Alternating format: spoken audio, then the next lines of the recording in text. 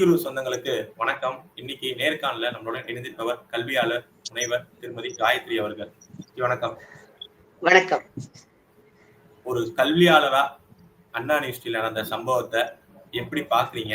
எந்த அளவுக்கு இங்க கல்வி நிலையங்கள்ல, ஏன்னா நம்ம இதுக்கு முன்னாடி பார்த்திருப்போம், கிருஷ்ணகிரியிலயும் இந்த ஃபேக் என்சிசி கேம்ப் நடத்தி அதுலயும் இதே மாதிரி நடந்தது. அப்புறம் திருநெல்வேலியில இதே மாதிரி எங்கேயோ ஸ்போர்ட்ஸ் இது கூட்டு போறப்பே அப்படியே நடக்குது. எந்த அளவுக்கு கல்வி நிலையங்களிலே இப்படி ஒரு பாலியல் குற்றச்சாட்டுகள் நடக்கத ஒரு கல்வியாளரா எப்படி பாருங்க? 3 வருஷத்துல பொறுக்க முடியாம இன்னைக்கு வெளியில வந்திருக்கிறது இந்த விஷயமாக இருக்கலாம். அதாவது தமிழகத்துல இன்னைக்குதான் இது நடக்குதா அப்படின்னா இல்ல. கடந்த 3 வருஷத்துல மிகப்பெரிய அளவுக்கு அதிகமாயிருக்குது. அந்த அதிகமானதுல இதுக்கு மேல பொறுக்க முடியாதுடா அப்படின்னு இது பொங்குனதுதான் இது. நீங்க யோசிச்சு பாருங்க. இப்ப அது வெஸ்ட் பெங்கால்ல கல்கத்தால நடந்த விஷயமாக இருக்கட்டும், இல்ல உன்னாவ்ல நடந்த விஷயமா இருக்கட்டும், இந்தியா முழுக்க அங்கங்க எல்லா மாநிலங்கள்லயும் நடக்குது. ஆனால் கடந்த 3 வருஷமா தமிழகத்துல தொடர்ந்து அதிகரிச்சுக்கிட்டே இருக்கு. இதுக்கு கூட வெக்கம் இல்லாம இங்க பாலியல் வன்புணர்வு உத்தரப்பிரதேச மாவட்டத்துல எவ்வளவு இருக்குது, வெஸ்ட் பெங்கால்ல எவ்வளவு இருக்குது, இவர்கள் ஆளக்கூடிய பீகாரில் எவ்வளவு இருக்குது, ஆனா தமிழகத்துல குறைஞ்சுதான் இருக்குன்னு கூட வெக்கம் இல்லாம அவங்களால பேச முடியுதுன்னா எந்த அளவுக்கு நாம தரம் தாழ்ந்து போயிருக்கோம்னு பாருங்க. இந்த விஷயம் நடந்த அன்னிக்கே உடனடியாக இங்க இருக்கக்கூடிய கட்சிக்காரங்க என்ன பேசுறாங்க, பொள்ளாச்சியில ஏடிஎம்கே கவர்மெண்ட்ல நடக்கலையா அப்படின்னு கேக்குறாங்க. இதை விட கேவலம் உங்களுக்கு வேற ஏதாவது வேணுமா? யோசிச்சு பாருங்க. இவங்க என்ன பேசி ஓட்டு கேட்டாங்க? ஒவ்வொரு தனி மனிதருக்கும் பாதுகாப்பு இருக்கும், பொள்ளாச்சி சம்பவம் மாதிரி இனிமே திரும்ப நடக்காது அப்படி சொல்லிதானே ஓட்டு வாங்குனீங்க. அப்படி ஓட்டு வாங்கினவங்க நீங்க அதை செஞ்சு காமிக்கணும்ல. அதை தானே உங்களுக்கு மக்கள் எதிர்பார்ப்பாங்க. அப்போ ஒரு கல்வி நிலையங்கள் எந்த அளவிற்கு கேட்பாரும் மேய்ப்பாரும் இல்லாம கிடக்கு அப்படிங்கிறதுக்கு இது ஒரு மிகப்பெரிய எக்ஸாம்பிளா நம்ம எடுத்துக்கலாங்க. இது ஏதோ ஒரு எக்ஸ் அண்ட் ஒய் எங்கேயோ இருக்கிற யூனிவர்சிட்டி கிடையாது.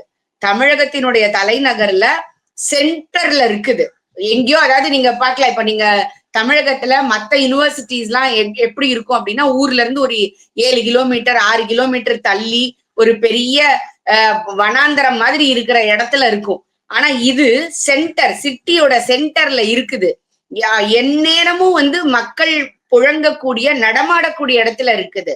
அப்படி இருக்கக்கூடிய இடத்துல ஒருத்தனால தைரியமா யூனிவர்சிட்டி கேம்பஸுக்குள்ள போய் அந்த பெண்ணை செய்ய முடியுது அப்படின்னு சொன்னா, அப்ப எந்த அளவிற்கு இங்க சட்டம் ஒழுங்கு பாதிக்கப்பட்டிருக்குது. இந்த சட்டம் ஒழுங்கு பாதிக்கப்பட்டதை விட கேவலமான விஷயம், முதல் நாள் அன்னைக்கு அந்த அருண் அவர்கள் கொடுத்த பேட்டி. அவரே ஒரு முன்முடிவுக்கு வராரு. அததான் நல்ல நறுக்கு நறுக்குன்னு மண்டையில குட்டி இருக்குது உயர் நீதிமன்றம். நீயா எப்படி ஒருத்தர்னு முடிவுக்கு வந்தானு? ஏன்னா அவர் அருண் அவர்கள் முதல் நாள் பேட்டிலேயே சொல்றாரு. என்ன சொல்றாரு அப்படின்னா, இதுல அவரை தவிர வேற யாரும் கிடையாது. உங்களுக்கு எப்படி தெரியும்? இன்வெஸ்டிகேஷனே அப்ப நீங்க முடிச்சிட்டீங்களா? அப்ப இன்வெஸ்டிகேஷனையே நீங்க ஒரு ப்ரீனோடா முடிச்சுட்டீங்க அப்படின்னு சொன்னா, அப்புறம் எப்படி நீங்க பல்வேறு கோணத்துல அதை விசாரிக்க முடியும்? வேற யாரும் இல்லங்க, அந்த சார் வேற யாரும் இல்லங்க. அவர் மொபைல் ஏரோப்ளைன் மோட்ல இருந்ததுங்க. சரி, ஏரோப்ளைன் மோட்ல இருந்தது, எப்படி அந்த இருக்கிற இடத்த கண்டுபிடிச்சீங்க? அவங்க என்ன எவ்வளவு முன்னுக்கு பின்னான தகவல்களை தொடர்ந்து கொடுத்துக்கிட்டே இருக்கிறாங்க. இதுதான் நாம பார்க்க வேண்டியது. ஒருத்தர் வெளிப்படையா சந்தேகம் இருக்கா? இந்த விசாரணையில உண்மையாலுமே சந்தேகம் இருக்கா? நிறைய சந்தேகங்கள் இருக்குது, உண்மையிலுமே இருக்குது. ஏன்னா நான் இத நிறைய பேட்டியில சொல்லியிருக்கேன். அருண் அவர்கள் முதல்ல கொடுத்த பேட்டியிலேயே அவ்வளவு முன்னுக்கு பின் முரணாக உள்ள விஷயங்கள் இருக்குது. அவர் ஏரோப்ளைன் மோட்ல தான் வச்சிருந்தாருங்க, அதனால வேற யாருமே இல்லைங்கன்னாரு. நான் இத சொல்லிக்கிட்டே இருந்தேன். அது எப்படிங்க நீங்க ஒருத்தருமே இல்லைன்னு சொல்லுவீங்க? அந்த பொண்ணு சொல்லுது, அதற்கு பின்னாடி வேற யாராவது இருக்காங்களான்னு நீங்க அதை கூட யோசிக்காம எப்படி அதை கன்க்ளூட் பண்ணுவீங்கன்னு கோர்ட்டும் அதையே தான் கேட்டிருக்குது. அப்போ நீங்க யாருக்காக, யாரை காப்பாத்த, பின்னால இருக்கிற விஷயங்களை ஹைட் பண்றதுக்கு ட்ரை பண்றீங்கன்னு ஒரு சாமானியனுக்கு டவுட் வரும்ல. விசாரிக்கவே இல்லாம எப்படிங்க நீங்க அப்படி சொல்ல முடியும்? அதே மாதிரி ஒரு பொதுவெளியில ஒரு ட்வீட் போட்டா, ஒரு வீடியோ போட்டா நீங்க புடிச்சு அரெஸ்ட் பண்ணி உள்ளுக்குள்ள வைக்கிறீங்க. ஆனா இவர் தொடர் குற்றவாளியா இருந்திருக்கிறாரு. அதுக்குமே அருண் அவர்கள் சொல்றாரு, 20 கேஸ் இருக்குங்க அவர் மேல, அதெல்லாம் ஒண்ணு மத்த பெரிய இந்த லேடிஸ் ரிலேட்டட் எல்லாம் எந்த கேஸும் இல்ல, பெரிய விஷயம் எல்லாம் இல்ல, அதெல்லாம் சொத்து ரிலேட்டடான்ட்டு. ஆனால் நாம பேசிட்டு இருக்கிற இந்த நேரத்துல பாக்குறோம், இன்னைக்கு ஒரு செய்தித்தாள்ல போட்டிருக்கிறாங்க, ஒரு கட்சி எடுத்து போட்டிருக்குது. இதற்கு முன்னாடி அவர் ஒரு ஆழ்கடத்தலில் ஈடுபட்டு அந்த ஆழ்கடத்தல ஈடுபட்ட திரும்பவும் அவங்களுடைய ஃபேமிலியோட 2 ஒய்ஃப் அவங்க ஃபேமிலி ஃப்ரெண்ட்ஸோட அரெஸ்ட் ஆன விஷயங்களை போட்டோவோட இன்னைக்கு போட்டிருக்காங்க. அப்போ இது ஒரு அரசியல் கட்சிக்கோ இல்ல ஒரு சாமானியனுக்கோ புரியக்கூடிய விஷயம். எப்படி ஒரு ஆணையர் அவ்வளவு லெத்தார்ஜிக்கா பதில் சொல்ல முடியும்? சோ நான் உங்களுக்கு சொன்னேன் அந்த ட்வீட் போட்டதை அரெஸ்ட் பண்ணாங்கன்னு சொல்லிட்டு. அப்படி இருக்கக்கூடிய இடத்துல ஒரு எஃப்ஐஆர் காப்பிய அவ்வளோ கசிய விட வேண்டிய அவசியம் என்ன? யாரு எப்படி கசிய விட்டாங்க? அதுக்குமே அவர் சொல்றாரு அதெல்லாம் டெக்னிக்கல் கிளிச்சுங்க அப்படின்னு சொல்றாரு. இது தொழில்நுட்ப கோளாறுன்னு. அவர் தொழில்நுட்ப கோளாறுன்னா அப்புறம் எதுக்கு நீங்க எஃப்ஐஆர் ஃபைல் பண்றீங்க? ஆனா அன்னைக்கே சொன்னேன், அன்னைக்கு ஒரு டிபேட்ல பேசும்போதே சொன்னேன் நானு, நீங்க தொழில்நுட்ப கோளாறு அப்படின்னு சொன்னீங்கன்னா, அதாவது அவர் என்ன சொல்றாங்க, ஐபிசிக்கும் பிஎன்எஸ்க்கும் மாத்தினதுல உள்ள இதுன்னு. ஐபிசில இருந்து பிஎன்எஸ்க்கு எப்பங்க மாத்தினாங்க? அதற்கப்புறம் இந்தியாவுல எந்த இடத்துலயுமே இதே மாதிரி பாலியல் வன்புணர்வு நடக்கவே இல்லையா? பாலியல் தொல்லை நடக்கவே இல்லையா? கேஸே ஃபைல் ஆகலையா? ஐபிசில இருந்து பிஎன்எஸ்க்கு மாறினதுக்கு அப்புறம் வர்ற முதல் கேஸ் இதுதானா? அப்போ அதுல எல்லாம் வராத தொழில்நுட்ப கோளாறு இதுல என்ன வரும்னு நாங்க கேட்போம்ல. அதே மாதிரி நீங்க ஒரு வீடியோ வச்சிருக்கீங்க, அதுல தொழில்நுட்ப கோளாறுன்னு வச்சுக்கோங்க. அந்த வீடியோ எரேஸ் ஆகலாம், அந்த வீடியோ டவுன்லோட் ஆகாம இருக்கலாம், அந்த வீடியோ உங்களுக்கு கிராக் ஆகி ஒர்க் பண்ணாம போகலாம். இதுதானங்க தொழில்நுட்ப கோளாறுன்னு நம்ம சொல்லுவோம். எப்படிங்க ஓப்பன் ஆகி டவுன்லோட் ஆகும்?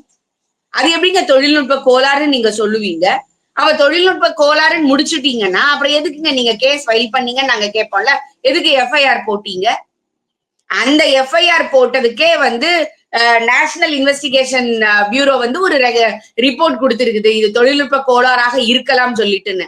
ஆனா அதை ஒருத்தர் பொது வெளியில சேலஞ்ச் பண்றாரு, அப்படி ஒண்ணு இருக்க வாய்ப்பே இல்லை. இதையே முதல்ல உண்மையானு நம்ம கேட்கணும், தேடி பார்க்கணும் அப்படின்னு சொல்லிட்டு. அப்போ என்னெல்லாம் நீங்க செய்ய ட்ரை பண்றீங்க ஒருத்தனை காப்பாத்துறதுக்குன்ற இது ஒரு சாமானியருக்கு வரும்ல. இது இந்த எல்லாத்துக்கும் அடிப்படை என்னன்னு நீங்க அதுலயும் ஒருத்தர் சொல்ற ஒரு பார்த்திருப்போம். திருமதி கனிமொழி அவர்கள் என்ன சொல்றாங்கன்னா, அவர் எந்த கட்சிக்காரனா இருந்தா என்ன, விசாரணை ஒழுங்கா போகுதுல அப்படிங்கறது அவர் தரப்புல இருந்து பதில் சொல்லப்படுது. இதையே கரடி காரி துப்புன மாதிரி பொதுமக்கள்லாம் துப்ப ஆரம்பிச்சதுக்கு அப்புறம் தான் அந்த அம்மா இதை சொல்லி இருக்குது. இதற்கு முன்னாடி ஃபர்ஸ்ட் இது நடந்த ஒரு நாள் வரைக்கும் வாயே திறக்கல. அதற்கு பிறகு நீங்க பாத்தீங்க அப்படின்னு சொன்னா அந்த அம்மா இது பேரதிர்ச்சியாக இருந்தது, உடனடியாக நடவடிக்கை எடுக்க வேண்டும். நீங்க சொல்ற இடத்துல இல்ல, செய்யற இடத்துல இருக்கீங்க. நீங்க இப்படி ட்வீட் போடுறீங்க. உங்களுடைய கட்சியில இருக்கிற கீதா ஜீவன் அம்மா சமூக நலத்துறை பெண்கள் நலத்துறையில இருக்கிறாங்க. அந்த அம்மா சொல்றாங்க நாங்க இப்படி பண்ணுவோம் அப்படி பண்ணுவோம். பண்ணலையே இந்த 3.5 வருஷம். அதனாலதானே இந்த பிரச்சனை வந்திருக்குது. அப்ப இதை யாருமே கேட்க மாட்டாங்களா? நீங்க எதிர்கட்சியா இருக்கும்போது என்ன பேசுனீங்கன்றத நீங்களே ஆனா நீங்க நிறைய பேசுறீங்கல்ல, அதனால உங்களுக்கு எங்க எதை எப்ப பேசுறீங்கன்னு தெரியாம போகும். சோ அப்ப பப்ளிக் தான் உங்களுக்கு எடுத்து போட்டு காமிக்க வேண்டியிருக்கு. இதுக்கு முன்னாடி எதிர்கட்சியா இருக்கும்போது என்ன பேசுனீங்க, இப்ப நீங்க என்னவா பேசுறீங்கன்னு சொல்லிட்டு. அவர்களுடைய அரசியல் கட்சியை சார்ந்த ஒரு நபர் வெட்கம் இல்லாமல் பொதுவெளியில் பேசுகிறார். அந்த பொண்ணுக்கு அந்த நேரத்துல அங்க ஏன் போகுது, அப்போ அந்த பொண்ணுக்கு இது நடக்க வேண்டியதுதான் அப்படிங்கிற கூடிய அளவிற்கு பேசுறாங்க. அப்ப நீங்க இந்த சுயமரியாதை மண்ணு ஈவேரா பெண்ணுக்கு சுதந்திரம் வேணும்னு சொன்னாரு, இதெல்லாம் யாரு சொன்னது, எப்ப சொன்னது, நீங்க அதை எப்போ ஃபாலோ பண்ணாம விட்டீங்கன்றதையும் சேர்த்து சொல்லணும்ல. அப்போ ஒரு பெண் 18 வயசுக்கு மேல தனியா ஒரு இடத்துக்கு போனாலோ இல்ல அவ காதலனோடய இருந்தானே வச்சுக்கோங்கப்பா, அந்த எஃப்ஐஆர் அதை விட கேவலமா இருந்ததுன்னு எல்லாருமே சொல்றாங்க. நாம அதை பார்க்கல, ஆனால் அதை சொல்வது போல இருந்ததுன்னா அதை விட கேவலமா இருக்க முடியாது. அப்போ ஒரு பெண்ணு 18 வயசுக்கு மேல அவன் காதலனோட தனியாவே இருக்காங்க. அதை பார்க்க வேண்டியது அவங்களுடைய பெற்றோரே கேட்டுக்கிறாங்க, இல்ல அந்த கல்லூரி நிர்வாகம் கேக்குது. ஆனால் அதை விடுத்து ஒரு பொது நபர் உள்ள போய் அதுல என்ன லாபம் தேடலான்னு ஒரு கீழ்த்தரமான செயல்ல ஈடுபடுறான். அதை நீங்க தட்டி கேட்க துப்பு இல்ல. நீங்க என்ன பேசுறீங்க, நீங்க பப்ளிக்ல சொல்றீங்க அது எப்படி அப்படி செய்ய முடியும்? ஒரு அம்மா நான் கலந்து கொண்ட ஒரு டிபேட்ல பேசுறாங்க. இதற்கெல்லாம் காரணம் ஆளுநர் பொறுப்பேற்கணும். இதனாலதான் சொன்னோம் ஸ்டாலினுக்கு இடுக்கெல்லாம் தெரியும். அவர் வேந்தரா வந்தாருன்னா இதெல்லாம் புதற்குள்ள இருந்து வெளில வந்துருவாரா? எத்தனை புதற்கு பின்னால இருந்து அவர் பாதுகாக்க முடியும்? என்ன பேசுறீங்க நீங்க? என்ன பேசுறோன்னு கூட புரியாம பொது வெளியில நீங்க பேசுவீங்களா? அப்போ நீங்க வேந்தரா வச்சுட்டா இதுக்கப்புறம் நீங்க ரிட்டர்ன்ல ஆளுநர் அவர்கள் போனது 3 நாளுக்கு அப்புறம் தான் அவரே போறாரு, அவரும் எந்த இதுவும் பண்ணலன்னு சொல்லிட்டு அவர் மேலயும் முக்கிய காரணம் ஆளுநர் அவர்கள் மேலயும் இருக்கு அப்படிங்கிற மாதிரி சொல்றாங்க. ஆமா, இவங்க எல்லாம் ஆளுநர் மேலதான் பழி சொல்ல ட்ரை பண்ணுவாங்க. ஏன்னா இவர்கள் மேல குற்றம் இருக்குது. யாரும் நம்மள சொல்லிடக்கூட ஒரு ஒரு திருடன் வந்து திருடிட்டு ஓடுனான்னு வச்சுக்கோங்களேன், என்ன சொல்லுவான், திருடனே செஞ்சிருவான், திருடன் திருடன் கத்திக்கிட்டே ஓடுவான். ஏன்னா அவன் எல்லாரோடையும் சேர்ந்து ஓடுவான். அப்ப அவனை வந்து யாரும் சந்தேகப்பட மாட்டாங்கன்னு சொல்லிட்டு. அப்போ உங்களை பார்த்து யாரும் நீங்க உங்களாலதான் இந்த பிரச்சனைன்னு யாரும் சொல்லக்கூடாதுங்கிறதுக்காக ஊருக்கு முந்தி சொல்றது அப்படிங்கிறது இதுதான். அடுத்து எல்லாரும் கேட்கறது என்னன்னா, ரெஜிஸ்ட்ரார் என்ன பண்ணாரு, அங்க இருக்கிற நிர்வாகம் என்ன பண்ணுச்சு அப்படின்னு. என்ன பவர் ரெஜிஸ்ட்ராருக்கு இருக்குது இல்லன்றத முதல்ல அவங்க பார்க்கணும். ஒரு ரெஜிஸ்ட்ரார்ன்றவங்களே இன்சார்ஜா நீங்க அங்க போட்டிருக்கிறீங்க, அங்க நிர்வாக குழு இருக்கு, வைஸ் சான்சலரே இல்ல. டே டு டே ஆஸ்பெக்டே ஒரு மிகப்பெரிய பிரச்சனை. அதற்காக தானே துணைவேந்தர்னு ஒருத்தரை நீங்க நியமிக்கிறீங்க. துணைவேந்தரை நியமிக்கும் பொறுப்பு ஆளுநருக்கு இருக்கு. ஆனால் அந்த ஆளுநர் சொல்றதை நீங்க கேக்குறீங்களா? யுஜிசி சொல்றதை கேக்குறீங்களா? எதையுமே கேட்க மாட்டேன்னு சொல்றீங்க. அதனால வந்த பிரச்சனை தான் எல்லா பல்கலைக்கழகங்கள்லயும் துணைவேந்தர் நியமனம் தாமதம் ஆகிட்டு இருக்குது. அப்ப அதற்கும் நீங்க தான் பொறுப்பெடுத்துக்கணும். அதை நீங்க மறந்துடக்கூடாது. ரெஜிஸ்ட்ரார், சரி நீங்க ரெஜிஸ்ட்ராரை குறை சொல்றீங்கல்ல, ரெஜிஸ்ட்ராரை வந்து வேந்தர் அப்பாயிண்ட் பண்றாரா? ரெஜிஸ்ட்ராரை யார் அப்பாயிண்ட் பண்றாங்க? தமிழக அரசு அப்பாயிண்ட் பண்ணுது. அப்ப அங்க இருக்கக்கூடிய எஜுகேஷன் செக்ரட்டரி அத ப்ராப்பரா பாக்குறாங்க. அப்ப நீங்க எஜுகேஷன் செக்ரட்டரி என்ன பண்ண போறீங்க? இதுதான் இங்க இருக்கக்கூடிய பிரச்சனை. யாருக்குமே யாரு என்ன செய்யணும் இதுவே தெரியாததுனாலதான் எல்லாம் தெரிஞ்ச மாதிரி பேசுறதுனால வரக்கூடிய பிரச்சனைகள் இது எல்லாமே. அதே மாதிரி முன்னாள் செனட் மெம்பரும் இன்னாள் செனட் மெம்பர், அதாவது முன்னாடி உதயநிதி அவர்கள் இருந்தாரு, இப்ப பரந்தாமன் அவர்கள் இருக்காரு. இதுல பத்தி எந்த ஒரு வாயும் திறக்கலையா? அவங்க ஏதாவது ஆக்ஷன் எடுக்கிறது, இத பத்தி ஏதாவது அறிக்கையா ஏதாவது பண்றாங்களா? அவங்களுக்கும் கல்வித்துறைக்கும் என்ன சம்பந்தம் இருக்குங்க? நீங்களே சொல்லுங்களேன். Engineering college, Anna university is a technical university. Technical யூனிவர்சிட்டியில உதயநிதியை போடும்பொழுது எவ்வளவு பெரிய பிரச்சனை எல்லாரும் பேசுனாங்கன்றது தெரிஞ்சுதான் அவர் வெளியில வந்தாரு. நீங்க வந்து உங்களுடைய கட்சி ஆளுங்களை கூட போடுங்க, எங்களுக்கு அதை பத்தி பிரச்சனை இல்லை. ஆனா ஒரு டெக்னிக்கல் துறையில படிச்சவராக இல்லைன்னா அந்த கல்லூரிகள்ல வேலை பார்த்தவங்களாக உங்ககிட்ட யாரு இருக்காங்களோ அவங்கள நீங்க போட்டிருந்தீங்கன்னா உங்களுக்கு அந்த பிரச்சனை வந்திருக்காது. ஒரு எஜுகேஷன் சைட்ல இருக்கக்கூடிய ஒருத்தரை நீங்க போடுறீங்க அப்படின்னா அவர்களுக்கு ஒரு பேசிக்கா உள்ள ரூல்ஸ் அண்ட் ரெகுலேஷன்ஸ் தெரியும். அப்படி தெரியாததுனாலதான் பொதுவெளியில வந்து ரெஜிஸ்ட்ரார் என்ன பண்றாருன்னு நீங்க கேட்பீங்க. அப்ப நான் கேட்பேன், நிர்வாக குழு என்ன பண்ணுச்சு? நிர்வாக குழுவை நிர்வகிக்கின்ற தலைமை பொறுப்பை ஏற்றிருக்கின்ற எஜுகேஷன் செக்ரட்டரி என்ன பண்றாரு? உயர்கல்வித்துறை அமைச்சர் என்ன பண்றாருன்னு நாங்க திரும்ப கேட்போம்ல. ஏன்னா ஒரு பல்கலைக்கழகத்துல துணைவேந்தர் இல்லைன்னா நிர்வாக குழு இருக்குது. அந்த நிர்வாக குழு அவர்களுடைய ரொட்டீனை, அவர்கள் போடுகின்ற ரெசல்யூஷனை எல்லாத்தையும் செக்ரட்டரிக்கு அனுப்பிச்சு வச்சு அவர் அப்ரூவல் கொடுத்ததுக்கு அப்புறம் தான் பண்ண முடியும். இந்த துணைவேந்தர்கள் நியமனம் இல்லாத காரணத்தினால டே டு டே ஆக்டிவிட்டீஸ்ல இருந்து ஒரு பல்கலைக்கழகத்துல ஆசிரியர்கள் நியமனத்துல இருந்து புது துறைகள் கொண்டு வருதுல இருந்து மார்க் ஷீட் கொடுக்கறதுல இருந்து கான்வகேஷன் வைக்கிறதுல இருந்து அவ்வளவு பிரச்சனைகள் இருக்குது. கடந்த 3 வருஷமா இங்க வந்து இந்த அண்ணா பல்கலைக்கழகத்தோட சேர்த்து 6 பல்கலைக்கழகங்களுக்கு துணைவேந்தர் இல்ல. கிட்டத்தட்ட 2 வருஷமா கான்வகேஷனே நடத்தல. இது மிகப்பெரிய பிரச்சனையானதற்கு பிறகுதான் ஆளுநர் அவர்கள் நிர்வாக குழு எஜுகேஷன் செக்ரட்டரி மூலமாக மார்க் ஷீட்டையும் டிகிரி சர்டிபிகேட்டையும் பிள்ளைகளுக்கு கொடுக்கறதுல தாமதம் பண்ணக்கூடாதுன்றத முடிவை எடுத்து செயல்படுத்தியது. நீங்க வந்து கடந்த ஒரு செப்டம்பர், அக்டோபர், நவம்பர், அந்த ஒரு ஆகஸ்ட்ல இருந்து எடுத்துக்கோங்க, எத்தனை பல்கலைக்கழகங்களுக்கு கான்வகேஷன் முடிஞ்சிருக்குதுன்றத பாருங்க. இதுவரைக்கும் எந்த ஆளுநரும் இவ்வளவு ஃபாஸ்டாக கண்டினியூஸா கான்வகேஷனுக்கு டேட் கொடுத்து பண்ணதே கிடையாது. ஏன் அப்படின்னா அவ்வளவு பிரச்சனைகள் எல்லா பல்கலைக்கழகங்கள்லயும். நீங்க வந்து துணைவேந்தரை நியமிக்கிறதுல யூஜிசி நார்ம்ஸை ஃபாலோ பண்ண மாட்டேங்கிறீங்க. அப்ப எதுனாலையும் ஸ்டூடெண்ட்ஸ் அஃபெக்ட் ஆயிடக்கூடாதுன்னு நினைக்கிறதுனாலதான் அவர் கையில என்ன இருக்கோ அதுல அவர் சிறப்பா செயல்படணும்னு நினைக்கிறாரு. டெய்லி நடக்கக்கூடிய விஷயங்கள்ல வந்து ஆளுநர் தலையிடுறது இல்லைன்ற ஒரு பேசிக் சென்ஸ் கூட நமக்கு இல்லைன்னா நம்ம அப்படிதான் பேசுவோம். அடுத்தது இல்ல சோமோட்டாவே பார்த்திருப்போம், தேசிய மகளிர் ஆணையம் வந்து இறங்கியிருக்காங்க. அவங்களுக்கு விசாரணை, அது எந்த அறிக்கையை வந்து ஆளுநர் அவர்கிட்ட கொடுத்திருக்காங்க. இதற்கு மாநில அரசு ஒத்துழைப்பாங்களா? அவங்க என்ன மாதிரியான விசாரணை மேற்கொண்டாங்க? இங்க வந்து எவ்வளவு ஒத்துழைப்பாங்கன்னு எனக்கு தெரியல. ஏன்னா நம்ம பேசிட்டு இருக்கிற நேரத்துல இதற்கு முந்திலாம் 2-3 நாள் தொடர்ந்து எல்லா இடங்கள்லயும் போராட்டங்கள் நடைபெற்றுட்டு இருக்கு. அவங்களெல்லாம் கைது பண்ணிக்கிட்டே இருக்கிறாங்க. இன்னைக்கு நம்ம பேசிட்டு இருக்கிற தருணத்துல பாமகவினுடைய சௌமியா அன்புமணி ராமதாஸ் அவர்கள் வந்து ஒரு போராட்டம் அறிவிச்சு அதற்கு தடை விதிச்சிருக்கிறாங்க. என்ன நடக்க போகுதுன்றது நமக்கு தெரியல. இப்படி போராட்டங்களை கூட, ஏன்னா இவங்களை எதிர்க்கட்சியா இருக்கும்போது என்ன சொல்லுவாங்க, போராடுவது ஒரு ஜனநாயக வழிமுறை, அதை யாரும் எதுவும் செய்ய முடியாதுன்னு சொல்லுவாங்க. ஆனா இன்னைக்கு ஒரு சாமானிய மக்களுடைய போராட்டத்தை கூட தாங்கிக் கொள்ள முடியாத நிலைமையில தான் இங்க இருக்கு அப்படிங்கிறது நாம எல்லாரும் வெளிப்படையாகவே பார்த்துக்கிட்டு இருக்கோம்.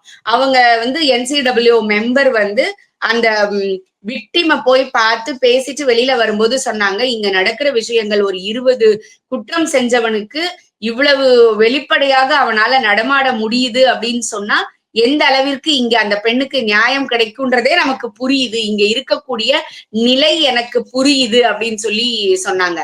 எல்லாத்துலயும் நம்ம நம்பர் ஒன்னு மார்க் தட்டிக்கிட்டே இருந்தோம்ல, அப்ப இந்த மாதிரி விஷயங்கள்லயும் நாம நம்பர் 1 ஆகிறதுக்கு ட்ரை பண்றோமா அப்படிங்கிறதுதான் நம்மளுடைய கேள்வி. ஆளுநர் அவர்களும் நேர்ல போய் ஆய்வு செஞ்சிருக்காரு. அங்க இருக்க மாணவர்கள், அங்க இருக்கவங்க எல்லாத்தையும் அவரும் வந்து கேட்டுட்டு வந்ததா பாக்குறோம். ஆளுநர் அவர்கள் என்ன மாதிரியான அடுத்த கட்ட முடிவுகள் எடுக்க வாய்ப்புகள் இருக்கு? கண்டிப்பா இது வந்து ஒரு வந்து சுயமோட்டோவா இதை விசாரிச்சிருக்கிறாரு. அதற்கு பிறகு இவர் வந்து உள்துறைக்கு கொடுக்கலாம், யுஜிசிக்கு அனுப்பலாம். ஏன்னா யுஜிசிக்கு வந்து ஒரு இது வரைக்கும் நீங்க பாத்தீங்க அப்படின்னு சொன்னா இவ்வளவு காலகட்டத்துக்குள்ள விசி அப்பாயின்மெண்ட் பண்ணணும்னு ஒரு பெரிய அளவுக்கு இல்ல, அது வந்து ஒரு கிரே ஏரியாவாவே இருக்குது. அப்போ நீங்க பாத்திருப்பீங்க, விசி வந்து நீங்க அப்பாயின்மெண்ட் ஆகும் போதே என்னைக்கு அவருக்கு 3 வருஷ கால பீரியட் முடியுதுங்கிறது தெரியும். சோ அப்ப அதற்கு ஒரு 4 மாசத்துக்கு முன்னாடியே வந்து ஒரு சர்ச் கமிட்டியை போடலாம். வந்து இந்த தேர்வுகள் எல்லாம் முடிச்சு ரெடியா வச்சா இவர் வந்து துணைவேந்தர், இந்த துணைவேந்தர் ரிட்டையர் ஆகும்போது அடுத்தவர்களை போடலாம். இந்த மாதிரி ஒரு பாலிசி டெசிஷன் கொண்டு வருவதற்கு இது வந்து ஒன் ஆஃப் த ஆக்டிவிட்டி. ஆனால் பிள்ளைகளுடைய சேஃப்டி எல்லாம் இருக்கு இல்லையா, அதுக்கெல்லாம் யூஜிசில தனித்தனியாக ரூல்ஸ் அண்ட் ரெகுலேஷன்ஸே இருக்கு. ஒரு காம்பவுண்ட் வால் எவ்வளவு ஹைட்ல இருக்கணுங்கிறதுல இருந்து, அந்த காம்பவுண்ட் வாலுக்கு மேல ஸ்ப்ரிங் வச்சு உங்களுக்கு வந்து வேலி போடணும்ன்றதுல இருந்து, என்ன மாதிரியான செல் இருக்கணும், அது எப்படி நடைமுறைப்படுத்தணும், அதுல மெம்பர் யார் இருக்கணும், ஒரு என்ஜிஓ இருக்கணும், ஒரு அட்வொகேட் இருக்கணும், பெண்கள் அதுல வந்து இருக்கணும், கல்லூரியை சார்ந்த 1-2 நபர்கள் தான், நீங்க வெளி நபர்கள் அதுல ஈக்குவலா இருக்கணும். நீங்க கலாக்ஷேத்ரால பிரச்சனை வந்தப்போ உங்களுக்கு ஞாபகம் இருக்கும், அட்வொகேட் ஒருத்தங்க இருந்தாங்க. கலாக்ஷேத்ரால பிரச்சனை வந்தப்போ உங்களுக்கு தெரியும், நம்ம அந்த விமன் ஹராஸ்மெண்ட் செல்லையே நம்ம பார்த்தோம். அப்படி பார்க்கும்போது அதுல வெளியே இருந்த ஒரு நபர், நான் அதை தொடர்ந்து மென்ஷன் பண்ணிக்கிட்டே இருந்தேன், அவர்கள் வந்து ஒரு கட்சியை சார்ந்த நபராக கூட இருந்தாங்க. ஏன் அவங்க எதுவுமே அதை பத்தி பேசலன்னு சொல்லிக்கிட்டே இருந்தோம்.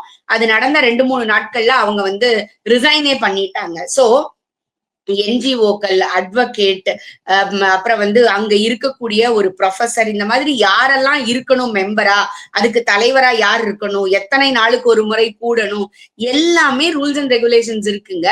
நாம அதை ஃபாலோ பண்றோம். இப்போ ஒரு தனியார் கல்லூரின்னு வச்சுக்கோங்களேன், ஒரு தனியார் பல்கலைக்கழகம்னு வச்சுக்கோங்க, அதை வந்து நம்ம ஸ்ட்ரிஞ்சென்டா நம்ம வந்து இன்ஸ்பெக்ட் பண்றோம், நம்ம பார்த்துக்கிட்டே இருக்கோம். அந்த குறைபாடுகளை இமீடியட்டா சரி பண்ணாதான் உனக்கு அப்ரூவல் எக்ஸ்டெண்ட் ஆகுன்ற அளவுக்கு நாம பேசுறோம். ஆனால் அரசு பல்கலைக்கழகங்கள்ல, அரசு கல்லூரிகள்ல இதெல்லாமே வந்து ப்ராப்பரா இருக்குதா அப்படிங்கறத நம்ம இதுவரைக்கும் பார்க்கவே இல்லை. அதுதான் உண்மை. அது கழிப்பறையில் ஆரம்பித்து விமன் எம்பவர்மெண்ட் செல் வரைக்கும் எல்லாவற்றிற்கும் பொருந்தும். ஒரு தனியார் கல்லூரியில ஒரு டிபார்ட்மெண்ட்டுக்கு 16 நபர்கள் வேணும் அப்படின்னா 16 நபர்கள் 14 நபரா இருக்கலாம், 2 நபர் முன்ன பின்ன இருக்கலாம். இப்பதாங்க ரிசைன் பண்ணிட்டு போனாங்க, திரும்பவும் நாங்க வந்து ஆடு கொடுத்துருக்கோம், வர வைக்கலான்னு கணக்கு சொல்ல முடியும். ஆனால் பாதிக்கு பாதி இல்ல அப்படின்னா உங்களுக்கு டிபார்ட்மெண்ட்டை க்ளோஸ் பண்ணுன்னு சொல்லுவான். ஆனால் இதே மாதிரி எத்தனை அரசு கல்லூரிகள், அரசு பல்கலைக்கழகங்கள்ல ஆசிரியர் பணியிடங்கள் நிரப்பப்படாமல் இருக்கு. அப்ப அதற்கு என்ன ஆக்ஷன் எடுக்க போறோன்றது இருக்கு இல்லையா, இது எல்லாமே அரசு பல்கலைக்கழகங்கள் இந்த விதிகள் எல்லாம் நிறைய ஃபாலோ பண்றதே இல்ல. கேட்டா இது வந்து ஸ்டேட் ஓன்ட் யூனிவர்சிட்டி, நாங்க எங்களை பார்த்துப்போம், நீங்க தலையிடுறீங்க இப்படின்னு சொல்லி சொல்லி அதுலயும் அரசியல் பண்ணி நாசமா போய் வச்சிருக்கிறாங்க இன்னைக்கு இருக்கக்கூடிய பல்கலைக்கழகங்களையும் கல்லூரிகளையும். ஒரு தனியா பிரைவேட் காலேஜ் எடுத்துக்கோங்க, அப்படியே கேமராவை எடுத்துட்டு போய் ஒரு அரசு கல்லூரிக்கு போங்க, ரெண்டுத்தோட ஸ்டேட்டஸ் எப்படி இருக்குன்னு பார்த்தா பொதுமக்களுக்கு தெரியும். அதுதான் நாம சொல்றது. இத சரி பண்ணாத வரைக்கும் இதே மாதிரி நிறைய விஷயங்கள் நடக்கும். இவர்கள் மறைக்க நிலைக்கலாமே தவிர தடுக்க முடியாது அப்படிங்கிறது தான் என்னோட கருத்து. அதனாலதான் இப்ப நீங்க சொல்றதுனாலதான் அரசு பள்ளிகள் எல்லாம் இப்ப தனியார் அவங்கள்ட்ட ஒப்படைக்கிறாங்களோ இன்னும் மேம்படுத்துறதுக்காக. அது பார்க்க ரொம்ப அதிர்ச்சியாக இருந்ததுங்க. எப்போ இந்த நம்ம ஸ்கூல் அப்படிங்கிற ஒரு ஸ்கீமை கொண்டு வந்தாங்களோ அதை நான் ரொம்ப வன்மையாக எதிர்த்தேன். ஏன்னா நம்ம ஸ்கூல் அப்படிங்கிறது உங்களுக்கு தெரிஞ்சிருக்கும், கவர்மெண்டோட இனிஷியேட்டிவ். அந்தந்த பள்ளிகள்ல படித்த மாணவர்கள் மாணவிகள் அவர்களுக்கு விருப்பப்பட்டு அந்த கல்லூரிக்கு ஸ்கூலுக்கு செய்யுங்க அப்படின்னு சொல்லிட்டு இதுவரைக்குமே நாம செஞ்சுக்கிட்டு தான் இருக்கோம். அந்தந்த ஸ்கூல்ல படிச்ச பிள்ளைகள் அவர்களுக்கு விருப்பப்பட்டு ஒரு விஷயத்த செய்வாங்க. ஆக்சுவலா என்னுடைய ரிலேட்டிவ் ஒரு பையன் ஒரு கவர்மெண்ட் காலேஜ்ல இன்ஜினியரிங் படிச்சாரு.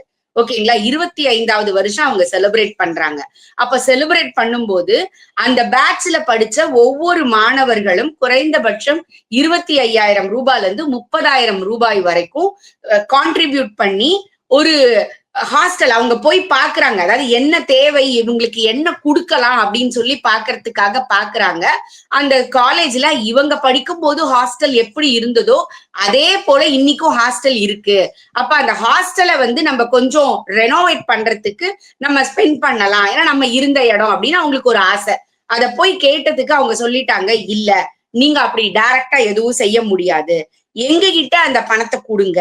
இது எல்லாத்துக்கும் பொருந்தும், பள்ளிக்கூடம் கல்லூரி எல்லாத்துக்குமே பொருந்தும். என்ன பண்ணிட்டாங்க அப்படின்னா, நீங்க எங்க கிட்ட கொடுங்க, நாங்களும் அதுக்கு ஈக்குவலா அமௌண்ட் போடுவோம், நாங்க ஒரு பில்டிங் கட்டுறோம், எங்களுக்கு பிளேஸ்மெண்ட்டுக்காக ஒரு பில்டிங் வேணும், நாங்க அதை செய்வோம், இப்ப இதை செய்ய வேண்டாம் அப்படின்னு அவங்க சொல்லிட்டாங்கன்னு வச்சுக்கோங்களேன். இதேதான் நம்ம ஸ்கூல்ல.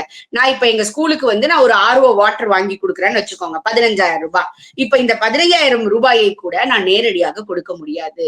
அந்த நான் நம்ம ஸ்கூல் திட்டத்துல பேங்க்ல கொடுத்துடணும், அவங்க கவர்மெண்ட் அதை செய்யும்னு சொல்லுவாங்க. நம்ம கவர்மெண்ட் எப்படி செய்யும்ன்றது நம்ம எல்லாருக்குமே தெரியும். எத்தனை ரூபாய் பொருள் எத்தனை ரூபாய்க்கு எத்தனை ரூபாய்க்கு அங்க முடியும்ன்றது நம்ம எல்லாருக்குமே தெரியும். இதேதான் இன்னைக்கு அந்த நம்மளால பண்ண முடியாது, எல்லாமே அவங்க அந்த ஸ்கீம் மூலமா தான் பண்ண முடியும். ஆமா, நீங்க டைரக்டா பண்ணவே முடியாது. டைரக்டா நீங்க இப்ப பண்ணவே முடியாது. எது பண்ணணும்னாலும் அவர்கள் நம்ம ஸ்கூல் மூலமாக தான் பண்ண முடியும், நீங்க தனியா பண்ண முடியாது. இன்னைக்கு இப்ப நான் சொல்லுவேன், நான் ஏன் உனக்கு கொடுக்குறேன், இப்போ நான் வேற யாருக்காவது கொடுத்துட்டு போறேன், நான் படிச்ச ஸ்கூலுக்கு நான் செய்யணும்னு நினைக்கிறேன், நீ என்ன டைரக்டா செய்ய விட மாட்டேங்கிற, அப்ப நான் எது என்னால டைரக்டா செய்ய முடியுமோ நான் அதுக்கு செஞ்சுக்கிறேன்னு நான் நினைப்பேன். அதுவே நம்மளுடைய கையாலாகாத தனம்னு நான் சொல்லுவேன். ஒரு தமிழ்நாடு அரசு, ஒரு கவர்மெண்ட், ஒரு ஸ்டேட் கவர்மெண்ட் நடத்துகின்ற பள்ளிக்கூடங்கள் கல்லூரிகள்ல தான் எதுவும் செய்ய முடியாமல் பப்ளிக் கிட்ட நீங்க தாங்கன்னு சொல்லி கேட்கறதே மிகப்பெரிய கேவலம்னு நான் நினைக்கிறேன். அது நான் விருப்பப்பட்டு செய்யணும், நீங்க கேட்க கூடாது எனக்கு. ஏன்னா நான் என்ன நினைக்கிறேன்னா, ஈயன இரத்தல் எழுதி ஈயேன் என்றால் அதனும் இழுதுன்னு நினைச்சுதான் நம்ம கொடுக்குறோம். நம்ம படிச்ச ஸ்கூலுக்கு இப்படி கேக்குறாங்களே, நம்ம எதனா ஒண்ணு கொடுக்கலாம் அப்படின்ட்டு. ஆனால் நீங்க அதுலயும் என்ன பாலிடிக்ஸ் பண்ண முடியுமோ நீங்க பண்ணிட்டு இருக்கீங்க. இன்னைக்கு தனியார் அந்த பள்ளிகளுடைய நிர்வாக மீட்டிங்ல அமைச்சர் சொன்னது மிகப்பெரிய பேசு பொருளாக இருக்குது. ரொம்ப அதிசயம் என்ன அப்படின்னு சொன்னா, 2019க்கு அப்புறம் கம்யூனிஸ்டுகள் கூட வாயை திறந்து இதை பத்தி பேசியிருக்காங்கன்றதுதான் ஆச்சரியம், அதிர்ச்சி. நீங்களே உங்களை கிள்ளி பாத்துக்கோங்க, உண்மையா இது நடந்திருக்குது அப்படின்னு சொல்லிட்டு. ஏன்னா அத்தனை பேரும் கேக்குறாங்க, ஒரு கூட்டணிக்காக இப்படியா நீங்க மோசமா பிஹேவ் பண்ணுவீங்க? ஒரு காலத்துல கம்யூனிஸ்ட் அப்படின்னா நிக்கும், எந்த பிரச்சனைனாலும் நிக்கும், நம்ம கூட தொழிலாளர்கள் பாதிக்கப்பட்டவர்களோட நிக்கும்பாங்க. ஆனால் இன்னைக்கு கையேந்தி அவங்க கிட்ட 10 கோடி 12 கோடின்னு தேர்தல் நிதி வாங்கின பிறகு நீங்கள் சொல்வதற்குரிய வன்மையை இழக்கிறீங்க. அதனுடைய உண்மையை புரிஞ்சுக்கிட்டு அவர் முதல்ல பேசியிருக்காருன்னு ஆச்சரியப்படுறேன். நீங்க நல்லா யோசிச்சு பாருங்க, பிரைவேட் ஸ்கூல் எத்தனை இருக்கு, கவர்மெண்ட் ஸ்கூல் எவ்வளவு இருக்கு, இங்க படிக்கிற பசங்க ஈக்குவலா இருக்காங்க. ஸ்கூல்ஸ்ன்னு பாத்தீங்கன்னா 35,000 பள்ளிகளுக்கு மேல அரசு பள்ளிகள் தான் இவங்களுக்கு இருக்குது. ஆனால் நீங்க பிரைவேட் ஸ்கூல்ஸ் அப்படின்னு நீங்க பாத்தீங்க அப்படின்னா ஒரு 12,000 ஸ்கூல்ஸ் இருக்கும். ஆனால் இருக்கக்கூடிய மாணவர்கள் 35,000 பள்ளிகள்ல ஒரு 4.5 லட்சம் பசங்க இருக்காங்க அப்படின்னு சொன்னா, இதே தனியார் ஸ்கூல்ல 6.5 லட்சம் பசங்களுக்கு மேல இருக்காங்க உங்களுக்கு. அதாவது நான் ஒரு எக்ஸாம்பிளுக்காக சொல்றேன் நான். அப்படியே ஒரு அதாவது நான் ஒரு 10th மட்டும் எடுத்துக்கோங்க. 10th மட்டும் கவர்மெண்ட்ல ஸ்டேட் கவர்மெண்ட்ல எக்ஸாம் எழுதுறவங்களே 8 லட்சம் பேர் ஒரு வருஷத்துக்கு சொல்றேன். 10th மட்டுமே.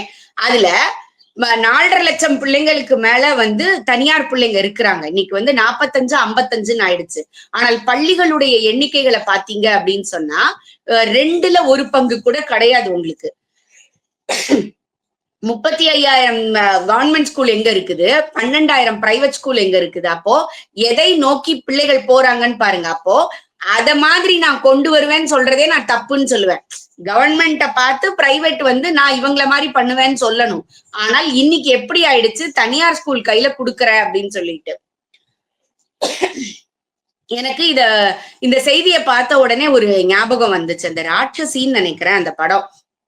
பல முரண்பாடுகள் எனக்கு அந்த படத்துல இருந்தால் கூட அதுல ஒரு சீன் வரும், நீங்க பாத்திருப்பீங்க. கவர்மெண்ட் ஸ்கூல்ல நல்ல படிக்கிற பிள்ளைகள் இருப்பாங்க. அந்த டாப் ரேங்க் எடுத்திருக்கிற பிள்ளைகளுக்கு நாங்க ஃப்ரீயா கொடுக்கறோம்னு சொல்லி பிரைவேட் அந்த பிரைவேட் ஸ்கூல்ஸ் அந்த பிள்ளைங்களை கூட்டிட்டு போய் ஃப்ரீயா எஜுகேஷன் கொடுக்கும். ஆட்டோமேட்டிக்கா அந்த குழந்தை நல்லா படிக்கிற குழந்தை தான். அப்ப அந்த பிள்ளைகள் டாப்பா வரும்போது அந்த ஸ்கூல் பேரு டாப்ல வரும். இப்படி நம்ம மண்டையிலேயே ஒண்ணு பதிஞ்சிருச்சு.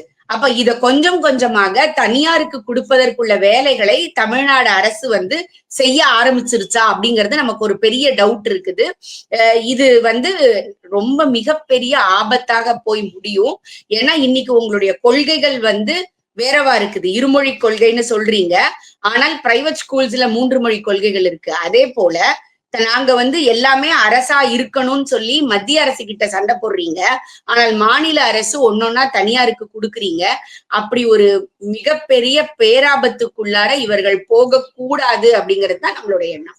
இப்ப நீங்க சொன்னீங்க கம்யூனிஸ்ட் பத்தி பேசுறப்ப, அதனால இப்ப கேள்வி கேட்டாங்க அப்படிங்கிற ஐஸ் வைக்கிறதுக்காக பாத்துட்டோம்னா நடிகர் விஜய் சேதுபதி அவர்கள் என்ன சொல்லியிருக்காருன்னா, 100 வயசான திரு நல்லக்கண்ணு அவர்களோட இதை வந்து வாழ்க்கை வரலாறு பாட புத்தகத்துல வரணும்னு வேண்டுகோள் எடுத்திருக்கார்.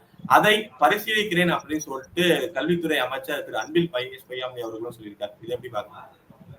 கருணாநிதி பாடமே வரலாம் அப்படின்னா நல்லகண்ணு பாடம் வரலாம்னு வச்சுக்கோங்களேன். அவர் எங்க ஊருக்காரர் தான், எங்க பக்கத்து தேர்வு தான். அவர்களுடைய மகள் எல்லாமே வந்து அங்க மருத்துவரா இருந்தவங்க தான். நமக்கு வந்து அவருக்கு நம்மள தெரியாது, ஆனா நமக்கு அவரை தெரியும்னு வச்சுக்கோங்களேன். அவர் வந்து ஒரு மிக நல்ல மனிதர். அரசியல்ல ஊழல் அப்படிங்கிறது இல்லாமல் இருந்த மனிதராக இன்னைக்கும் இருக்கிறவங்கல்ல ஒரு சிலர்ல நம்ம வந்து தமிழ்நாடு ஸ்டேட்ல எப்படி வந்து காமராஜர் ஆட்சி அமையணும், கக்கன் போல ஒருத்தர் ஊழல் இல்லாம இருக்கணும் அப்படின்னு நம்ம சொல்றோமோ, அது போல ஒரு மிக பெரிய ஆட்சி அதிகாரத்தில் இல்லாவிட்டால் கூட மக்களுடைய எல்லா பிரச்சனைக்கும் வரணும்னு நினைக்கிறவரு வரலாம். ஆனால் எப்பொழுதுமே யூசுவலா நீங்க பாத்தீங்க அப்படின்னு சொன்னா அவரவர்களுடைய காலத்திற்கு பிறகு அது இருந்தாதான் அவங்களுக்கு மரியாதையா இருக்கும். இருக்கும்போது அவரோட அதை பாடமா வைக்கிறோம் அப்படின்னு வச்சுக்கோங்களேன். 2 விதம் இருக்கு. ஒண்ணு, அவரை பார்த்து நம்ம இன்ஸ்பயர் ஆகலாம். இன்னொன்னு வந்து அவர் ஐஸ் வைக்கிற மாதிரி இருக்கும். இது மாதிரி விஷயங்களை பொதுவாக கம்யூனிஸ்டுகள் பொதுவாக, ஓகேங்களா, இப்ப இருக்கிறவங்கன்னு நான் சொல்லல, பொதுவாக இருக்கிறவங்க அந்த அளவுக்கு அதை விரும்புறது இல்ல. கருணாநிதியவே பாடமாக வைக்கும் பொழுது இவருடைய பாடத்தை வைக்கலாம், எந்த தப்பும் கிடையாது. ஆனால் அதை செய்வாங்களான்னு ஒரு டவுட் இருக்குது. ஏன்னா அவர் வந்து ஒரு ஊழலுக்கு எதிராக மக்களுடைய நலனுக்காக தொடர்ந்து போராடியவர் அப்படிங்கிறத நம்ம எல்லாருமே சொல்றோம். அப்படி இருக்கும்போது அதற்கு முற்றிலும் விரோதமாக ஒரு ஆட்சி நடந்துகிட்டு இருக்கும்போது அப்ப நீங்க வந்து இது வந்து இந்த முரணா இருக்கும்ல. நீங்க செய்யறத ஒண்ணு, அங்க நடந்துட்டு இருக்கிறது ஒண்ணு.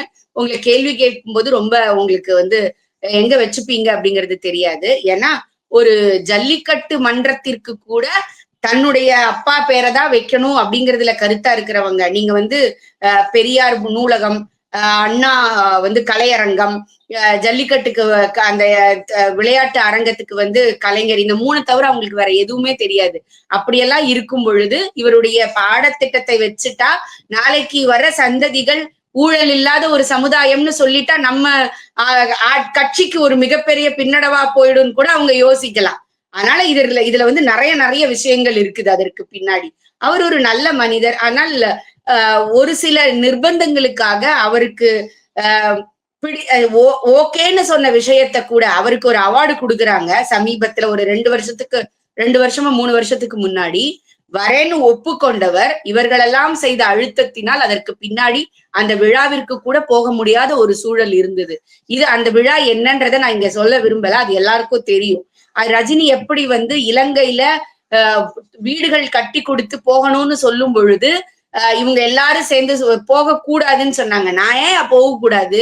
நீங்க போய் கை குலுக்குறீங்க. உங்களுக்கு தெரிஞ்சிருக்கும், கனிமொழி அவர்களும் திருமாவளவன் அவர்களும் ராஜபக்ஷ இடத்துல போய் கை குலுக்கி உட்கார்ந்து பேசலாம் அப்படின்னா, என்னுடைய பாதிக்கப்பட்ட மக்களுக்கு வீடு கட்டி கொடுக்கறதுக்கு நான் ஏன் போகக்கூடாது அதை திறக்கிறதுக்குன்னு சொல்ல முடியல. அதே போல நீங்கள் செய்த நல்ல காரியத்திற்காக உங்களுக்கு விருது கொடுக்கிறோம்னு ஒருத்தர் சொல்லும் பொழுது அதை சரி என்று ஒப்புக்கொண்டு அதற்கு பிறகு நான் வரல அப்படின்னு சொல்லக்கூடிய அளவிற்கு இங்க அரசியல் சூழல் இருக்கும் பொழுது எப்படி இது சாத்தியப்படும் அப்படிங்கிறது எனக்கு தெரியல, ரொம்ப டவுட் தான்.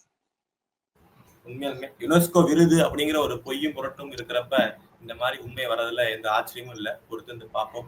நேரம் உங்க நேரத்தை நம்ம தளத்துக்கு பயந்தமைக்கு ரொம்ப ரொம்ப நன்றி. நல்லதே நடக்கும். வாழ்வாங்க.